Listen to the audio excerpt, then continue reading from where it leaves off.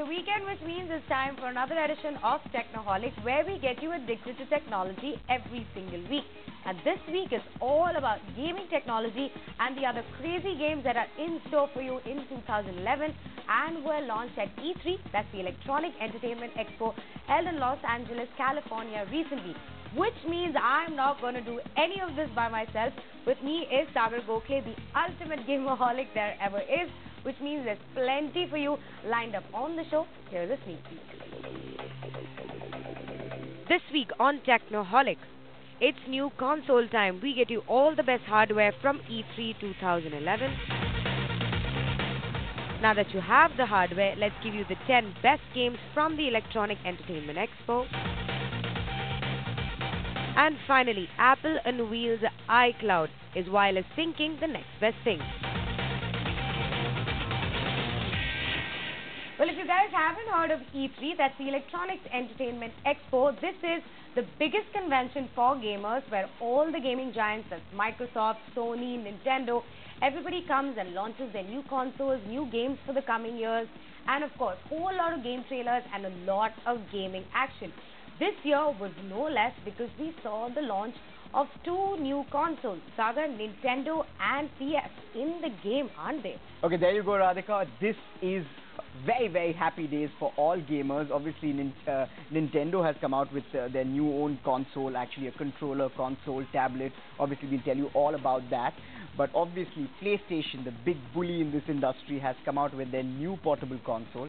It used to be earlier called Next Gen Portable. Codename NGP. NGP, which was kind of cool because it was slightly out there. But this one is called Vita. Now, I have no clue why is this called Vita. I'm sure Radhika is going to tell us why is it called Vita. Well, there is a very fancy origin to this name. The next story is going to tell you what the specifications of this new handheld from Sony is and, of course, the origin of that name.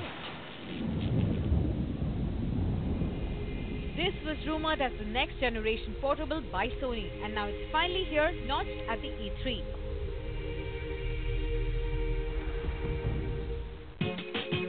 Meet PlayStation Vita.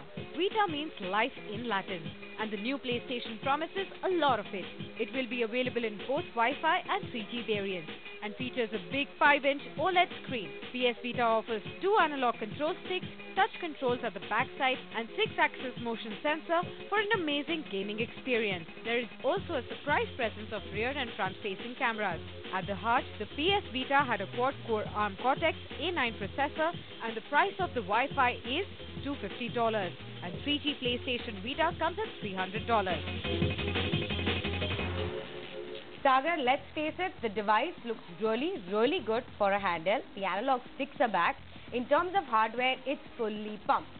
Leave alone the name PS Vita, it'll catch on. PS gamers will take anything, but the device as such, leave alone the gaming, looks like a very good device. This is the way to the future because now anything with a large enough screen has to have multi-touch on this, and now the cool part is that it's got a touchpad behind, which is obviously going to give you a lot of controls while you're playing a game. If you can see some of the demos, you can see how is it coming in use. So obviously the touchscreen is coming in great use, but obviously there was this debate about the fact that, you know, touchscreen games are not for the hardcore gamers. So you've got 2 analog sticks, which is brilliant because that's what the hardcore gamers do, right? And you have the direction pads also. So I think this is really going to change the game for Sony, you know. There's going to be a lot of games which are developed for this. So now the portable user can really engage himself inside the game. Front-facing camera is the important one because there are lots of game out there in the market which actually like to record your face while you're playing the game and have a feed of that. So when I'm playing against you, and if I score a goal against you and you make a sad face, that I want to see that, you know. So that's why, and I think that's what they're pushing for. So I think the front camera is really going to work for this. Rear camera, yeah, if you want to shoot some pictures on it, not bad. But spec to spec, I think this is an awesome gadget. But now the fundamental question is, most of the times when you have your PSP, if you have a PS3 and most PS fans have both, they tend not to use their PSPs as much as you would like to game on your PS3. Do you think the PS Vita is good enough? You know, their hardware was always good, and so is this. And coming to the question where you asked me that it does not tie up with the PlayStation 3 that much. Well, it does. You know, you can download content from the network on your PlayStation 3. So, Sagar, since you've seen the preview of the PS Vita, we haven't got the gadget in our hands to give you a full review. But looking at the previews, yes or no? in terms of technology, looking in terms of how they've evolved the gadget, I think this is going to be a big hit. But obviously, I'll have to review it. When it comes down, it's going to be in my evil hands. Yes, the device is very much going to be in Sagar's evil hands. And another thing that you also have to know is that Sony is completely doing away with the UMDs, and the games are going to be available in memory flash cards, which is just a really good thing. It's much more portable. So what we're saying about the PS Vita for now, looking at the previews, it looks like a very good, solid device, and we give it a complete yes. I'm a PS fan, Sagar is a PS fan, so there's no doubt that we like this device. But hold on to your devices and your money, because Nintendo is killing the competition altogether with the Wii U. I mean, what is that? Is it a tablet? Is it a controller? What is it? Well, it's a bit of all the things, because Wii was always wanting to get into the serious market. So obviously the Wii controllers were, some people said that they are not accurate enough, just swishing things is not good enough. We want to play real games. So we came out with a console which is really cool. It's got I think a 6.2-inch touchscreen. Obviously you're going to give away the specs. So let's go and watch what is this Wii U all about, and we'll talk about it some more. Nintendo Wii U brings HD gaming experience to handheld gaming consoles. It features a huge 6.2-inch touchscreen up front, and the face buttons are standard Nintendo hardware, with the D-pad and the A, B, X, Y buttons on the either side of the screen.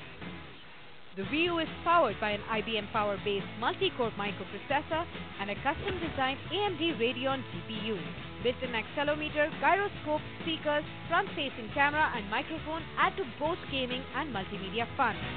The Nintendo Wii U is expected to be priced more than $250. Fantastic concept by Nintendo, and a very good way to get into the tablet race. It is a super ploy. Basically, this does gaming. It's a proper tablet. You can do touch screen. It's got all the stuff which all your new tablets have. Gyroscopy, multi-touch. It's got the works in it. Now, the cool part is, as soon as somebody else starts watching the TV, you can move the entire experience on your touch screen, which is just too good. And the controller options are also awesome. Basically, you've got all your controllers on the sidebars. You've got all your original Wii controls at the bottom. It's got a camera, a frontal camera. Now, this doesn't have a rear camera. It's got a frontal camera. That's a great thing. But Sagar, considering now the tablet is there, does that mean the Wii remote and the nunchuck don't work anymore? No. It's not at all that. See, basically now this tablet, you can use it for some hardcore games. Like they've also released the fact that Battlefield Company 3 is going to be releasing on the Wii, which is basically that they're going out for the PlayStation and the Xbox 360 market. So they want the real games, or what real gamers call that, real action adventure games, and not just the pokey games and tennis where the ball flies up and, tweet sound effect games. Something a little more hardcore. Yeah, something a little more hardcore, and they're getting into that. And this is damn good for that. The precision which you get while you're gaming is very good. Plus the additional screen which will let you see maps, which will let you see power-ups and things like those. That is also very good. And you still have your conventional games which you want to, play tennis, you want to do a bit of football. You can do all sorts of those things on your nunchucks and your normal controller. So this is an addition. This is not taking anything away from the original Wii, and plus it does high definition. Yep, that's very important, considering the competition that Sony, PlayStation and Xbox both do their content in HD. So Sagar, the Nintendo Wii U, revolutionary concept altogether. Are we ready for it? We are completely ready for it. I'm dying to get my hands on it and play for 8 hours, 9 hours, whatever. And obviously, if it is a competent tablet, I don't need another tablet there. Yes, he's very excited to play with the Nintendo Wii, but will he choose that over his PlayStation 3? Well, that's the deal breaker here. So the PS Vita and the Nintendo Wii U, we're very excited about both these concepts. But Sagar, Microsoft also unveiled a whole lot of updates to the Xbox Live dashboard. There was something called Kinect Labs, which looks nice enough. Pretty cool, yeah. The dashboard was very nice. And I think this Kinect is really taking the game for Microsoft. As in what all can they do with the Kinect is something which we really want to watch the space for. Because if this project really kicks off to what its potential can be, I think all the other consoles are going to be moved out of the race. So there were a lot of new games with the Kinect. That was Halo 4, Star Wars. Any favorites in that list? Halo, obviously. So that's what I think. All these consoles have got one game. PlayStation 3, you've got God of God War, of War.